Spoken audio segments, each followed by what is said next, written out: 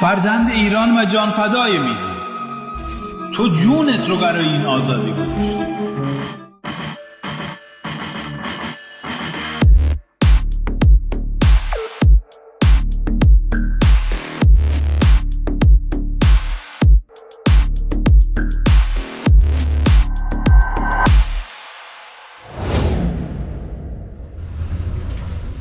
امروز قراره یه ولاگ متفاوت از ولاگ‌های دیگه داشته باشیم. قراره بریم یکی از کشتی‌های جدیدی که شرکت من واسش کار میکنم گرفته رو با هم ببینیم. این سفر قراره بریم به سمت بندر آنتورپ در بلژیک. با من همراه باشید.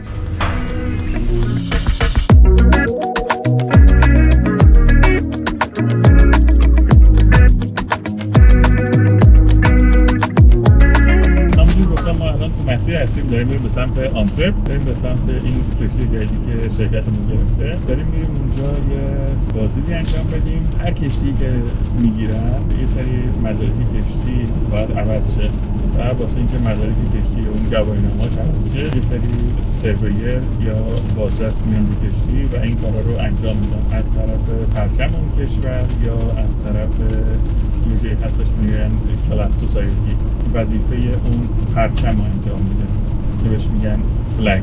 در واقع یه سری بازرس هستن میان اونجا بازدید میکنن کشتی رو، شرایط کشتی رو بررسی میکنن، مدارک قبلی رو میبینن و مدارک جدید رو صادر میکنن بر اساس شرایطی که کشتی داره. حالا ما الان داریم میریم اونجا یه سری بازدید خودمون انجام بدیم و آماده شیم برای بازرسایی که میان اونجا و اگه سوالی داشتن، اگه توضیحاتی داشتن بهشون توضیح بدیم و اینکه روند نقل و انتقالات این مدارک رو راحت کنیم و اینکه بتونیم کشتی رو توی یک روزه مدارکش آماده کنیم که کشتی بتونه به سفر جدیدش ادامه بده. حالا تو این مسیر با ما باشید و مثلا میکنم زیاد بحث تخصصی نداشته باشم تو ویدیو که حوصله‌تون سر نره. من یه توضیح اجمالی دادم و سریع ازش گذشتم. اگه دوست داشتید بگید تو ویدیوهای بعدی که در مورد سفر کاری تو ویدیوها من بیشتر توضیح بدم راجع به حالا مدارک و راجع به گواهینامه‌ها، راجع به کلاس سوسایتی و راجع به فلگ و راجع به این بازدیدها.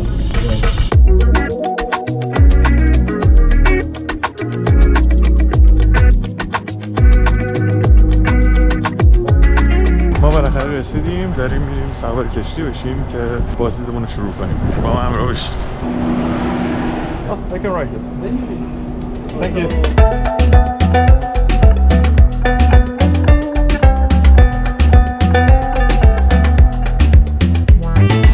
اومدیم اینجا خیلی شلوغه بعد به خاطر همین نشد که کامل فیلم بگیرم. جلسه داشتیم با پرسنل کشتی و بعد از جلسه هم دیگه شروع کردیم به جمع‌آوری مدارک، مرتب کردنشون، رفع نواقص و الان داره کار ایمیلاش رو انجام بدیم. بعد دوباره میریم یه بازدید دیگه انجام بدیم و قسمت‌های دیگه مربوط به پروژه‌های دیگه کشتی و دیگه فکر کنم دیگه غروب میشه که بعد بریم هتل و دوباره فردا برگردیم.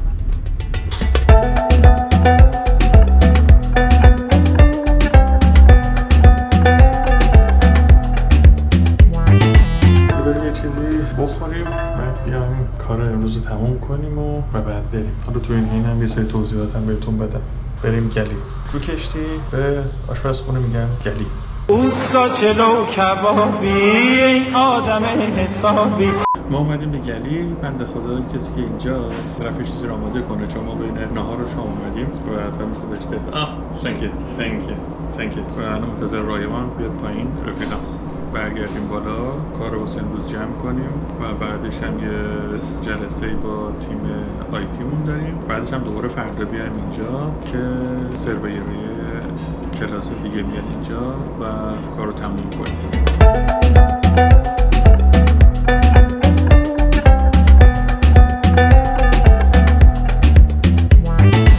به این قسمتی که الان اینجا من واسطادم بهش میگن اتاق کار با نقشه.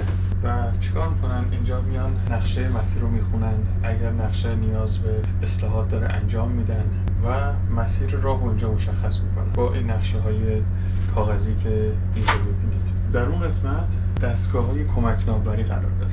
به کل این مجموعه میگن بریج یا پل فرمانده.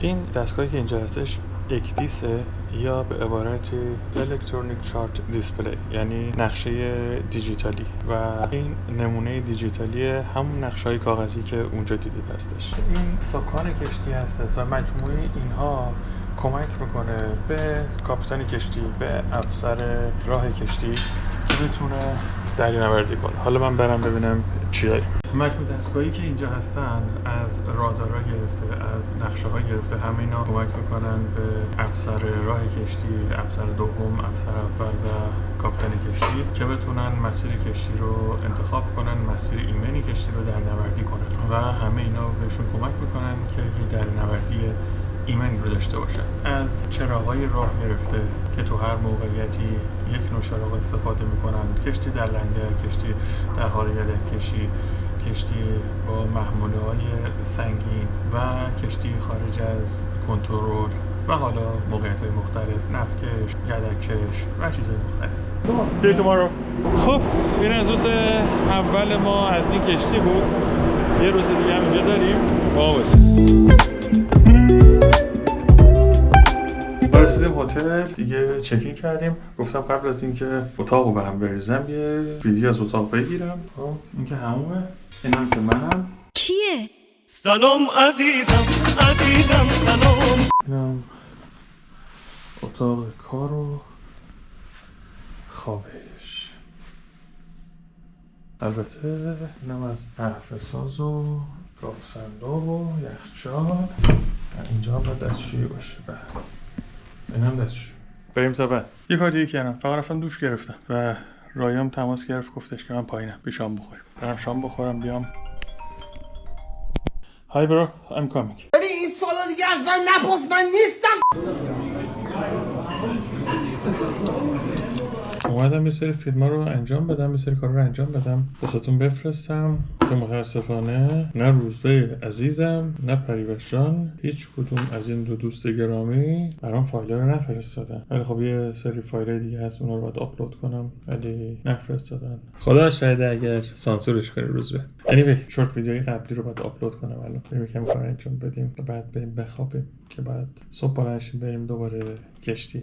قبل از اینکه برم سراغ کارم یه سری توضیحات راجع به امروز بدم و راجع به رایام که با من بود. رایام رفیق قدیمی منه و از زمان دانشجویی با همیم اینجا، یعنی اینجا با هم درس خوندیم و بعد یه فاصله تقریبا 6-7 ماهه اون رفت توی شرکتی و بعد منم رفتم تو همون شرکت، با هم همونجا کار کردیم و اون رفت بالا شد DPA و شد Quality HSE Manager، من شدم Project Manager و Quality HSE Inspector و الان حالا یه سری کشتی هایی که تو گروه اون باشه کارشو با هم انجام میدیم. یه سری قسمت ها پروژه های اونه، یه سری قسمت ها پروژه های من که با همین کار رو انجام میدیم. حالا تو ویدیو نبود، دوست نداشت، خجالت میکشه، بیشتر خجالتیه و اینکه میگه نه از من نگیر، آدمه که رو دروایسی زیاد میکنه. یکی از دوستای خوبی منه و این همه سال با هم بودیم و هنوزم هست.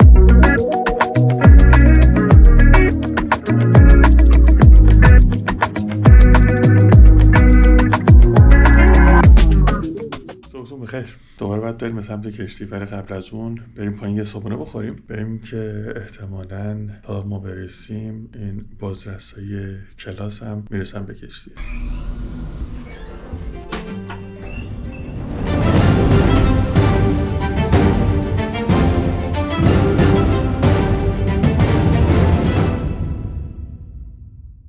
این چیزی که اینجاست، نشانگری که اینجاست نشون میده که کشتی چقدر به سمت چپ یا راست که تو اصطلاح دریانوردی میگن پورت ساید و استاربورد ساید خم میشه یا پیچش پیدا میکنه. این مقدار درجه رو نشون میده. حالا چرا میگن به سمت چپ کشتی میگن پورت ساید و به سمت راست کشتی میگن استاربورد ساید؟ این برمیگره به قدیما. یه داستانش اینه که میگن اون موقع کشتی‌ها همیشه سمت چپشون به اسکله میچسبید و سمت راستشون دریا بود و از اونجا ستاره‌ها رو میدیدن و به این میگن که پورت ساید سمت چپ و استاربورد ساید سمت راست. حالا داستانه متفاوتی است. اینجایی که ما الان هستیم و بهش میگن مانکی آیلند، جایی که آنتن‌های ارتباطی وجود داره، آنتن‌های نافتکس، MF، HF، VHF و همچنین آنتن اینترنت. این مثل همون جعبه سیاهی تو هواپیما میمونه. کشتی که الان روش هستیم یه کشتی کانتینر بره که همونجوری که از روش میبینید اینا بهش میگن هچ کاور. روی این هچ ها میبینید یه سری جا هستش که کانتینرها میتونن روی اینا بشینن. یه سری لاک هستش، یه سری قفل هستش، میتونن تویست لاک. اینا میاد اون قسمتی که از کانتینر خالی هستش، تو چهار گوشه های کانتینر یه قسمت های سوراخی هستش، اونجا تویست لاک ها میان اونجا قفل میشن و باعث میشن این کانتینرها رو هم بمونن. و غیر از اون موقعی که کانتینرها تو ارتفاع بالاتر قرار بگیرن از سطح عرشه، میان اینا رو با یک استیکای اینجوری به هم وصل میکنن که موقعی که کشتی به چپ و راست رول میکنه این کانتینرها از روی کشتی نیفته، که هر از گاهی اتفاقات میفته. اونم دیگه حالا یا این اتصالات قوی نبوده یا اینکه خیلی هوا خراب بوده. این دوتا کرینی که اینجا هستن، این کرینا کارشونی که میان این هچ کاورا رو بلند میکنن و برمیدارن و عملیات تخلیه و بارگیری میتونه اونجا صورت بگیره. این کشتی 13 تا خدمه داره. طول کشتی 140 متر هستش، عرضش تقریبا 23-4 متر و 6 تا طبقه داره که بر طبقه میگن دک. خب این قسمتی که عرض که خدمتتون گفتم اینجا میشه مانکی آیلند و کل این ساختمونی که الان روش هستیم و بهش میگن اکومودیشن، جایی که پل فرماندهیش توش هستش و بیمارستان هست، اتاق پرسنل کشتی روش هست، اون آشپزخونه که بهتون گفتم بهش میگن گلی هستش و پایینش هم دیگه میشه موتورخونه کشتی، قلب تپنده کشتی. حالا قبل از اینکه بریم به سمت موتورخونه میریم به سمت فورکستر کشتی که اون جلوی کشتی رو بهش میگن. بعد از اون میریم به سمت موتورخونه کشتی. این پنل کشتی قشنگ وصل به موتورخونه کشتی، خروجی موتورخونه کشتیه. این که اینجا ببینید این فریفال بوت هستش، قایق نجات هستش که آزاد میشه و میره تو دریا. یعنی موقعی که خدای نکرده اتفاق برای کشتی پیش بیاد، پرسنل سوار این میشن و این میتونن ریلیز کنن و این مستقیم میره به سمت دریا، میره تو آب. اینا تناباییه که کشتی رو میبندنش حالا یا به کشتی دیگه یا میبندنش به اسکله، برای مهار کشتی استفاده میشه. این در واقع بهش میگن رسکیو بوت، یعنی قایق نجات. این لایف رفته تو مواقع اضطراری که گفتم خدای نکرده پیش بیاد، از اینجا این ریلیز میشه، میافته تو آب و باد میشه و پرسنل میتونن برن داخلش، مثل همین شکلی که اینجا هستش. توش یه سری مواد مصرفی هستش که بتونن تا چند ساعت چند روز دوام بیارن که بتونن اینا رو پیدا کنن.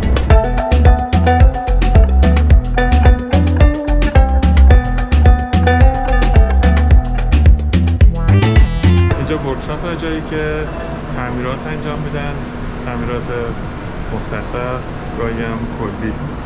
ولی خب ورکشاپ کشتی. اینجا مخزن مواد شیمیایی، مخزن آبه و اینجا کلا آب و قبل از اینکه مثلا به موتور رو اینا بدن برن اینجا تصفیه میکنن. اینم بویلر کشتیه. اینا که اینجا دیدید اینا ژنراتور هستن، روی یک شافت قرار دارن، تولید برق و تولید انرژی کارشون. این ژنراتور آب شیرینه. افسرور کشتی میخواد کمکم کنه که رو مسیر با من باشه. بریم به سمت فورکستر که یه موقع اتفاقی مثل الان برای من نیفته. از اونجا که این کشتی کانتینری هستش، فقط این استیکای هم استیکایی که تو گفتم کانتینرها رو نگه می‌داره که تکون نخوره. همه این مخازنی که کالاها رو نگه می‌دارن، یعنی همون کانتینر رو نگه می‌دارن، با CO2 میتونن اگر اتفاقی بیفته مثل آتش سوزی اینا خاموش کنن. اینم واسه مواقع استری، واسه مهار کردن آتیشه. اینم اون موتایی که میتونن از اینجا کشتی رو مهار کنن به لبه اسکله یا اینکه کشتی رو با یدکش بکشن. Where's the winch؟ این زنجیر لنگره، اینم چین لاکشه. موقعی که یعنی لاک میکنن که بتونن لنگر رو مهار کنن. موقعی که میخوان لنگر رو بندازن اینو برمی‌دارن و دسته رو شروع میکنن تکون دادن. اینجا هم یه وینچی بوده یا موتوری بوده که الان نیستش، پرسنلش تعمیر رفت. مثل اون. این الان شکل کامل با وینچه که زنجیر لنگر رو مهار کرده و گرفتتش و موقعی که میخوان لنگر رو بندازن از این وینچ استفاده میکنن و از همینجا هم دوباره جمعش میکنن لنگر. اینم یه قسمت دیگه از چراغای راهه که هر کدوم یه جای قرار دارن. حالا این قسمت سینه‌ای کشته تو فورکست. اینجا جاییه که پرچم‌ها رو نگه میدارن، تناب اضافه نگه میدارن، کار تعمیرات رنگی و اینا رو انجام میدن تو فورکست. یه انباری برای خودش. اینا هم پمپای هیدرولیک برای اون وینچ هستش. اینا لنگر کشتیه. حالا یه لنگر اضافه است.